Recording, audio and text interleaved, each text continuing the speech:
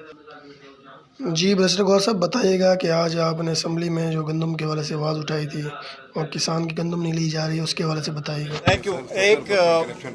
जो जितने भी बात की है गंदम पे, तो वो असद कैसर साहब ने बात की है, हामिद रज़ा साहब ने बात की है, वही हमारा व्यू पॉइंट है। मैं उसमें से दो चीज़ों का इजाफा करूँगा। पहली बात तो ये है कि हम ये सारी बातें असम्बली के फ्लोर पे उठा चुके थे, आज भी हम जवाब दे रहे थे, और आज असम्बली का इजलास प्रोरोग हुआ 15 मिनट की प्रोसीडिंग के बाद। आज हमारी चेंबर में स्पीकर साहब के साथ बात हुई है, क्योंकि ये असम्बली का इजलास मंडे तक चलना था, उन्होंने इसको चलवाने के बजाय आज प्रोरोग किया है। अब उन्होंने ये प्रॉमिस किया कि नेक्स्ट इजलास इस एजेंडे को कंप्लीट करने के लिए, इस बाकीमांदा एजेंडे को कंप्लीट करने के लिए 5 जून को इजलास होगा 11 बजे, और इसके बाद 7 जून को फिर बजट होगा, 2 दिन के लिए रखें।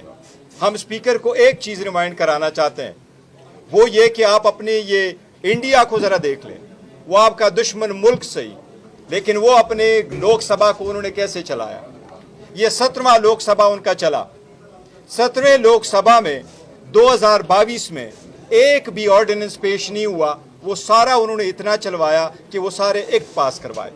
350 घंटे वो लेट आवर्स में बैठे ताकि अपने दिन का एजेंडा वो कंप्लीट करे।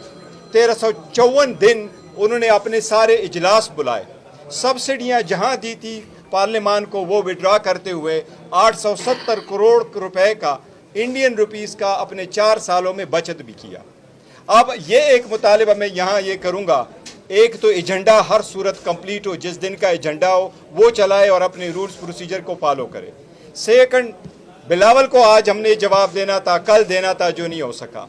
उसने KPK की हुकूमत पे भी एतराज़ किया, इसलिए आज गंदम के मुतालिक भी हम सिंध गवर्नमेंट से भी मुतालबा करते, हम बलूचिस्तान गवर्नमेंट से मुतालबा करते हैं। ये पीपल्स पार्टी की हुकूमत है।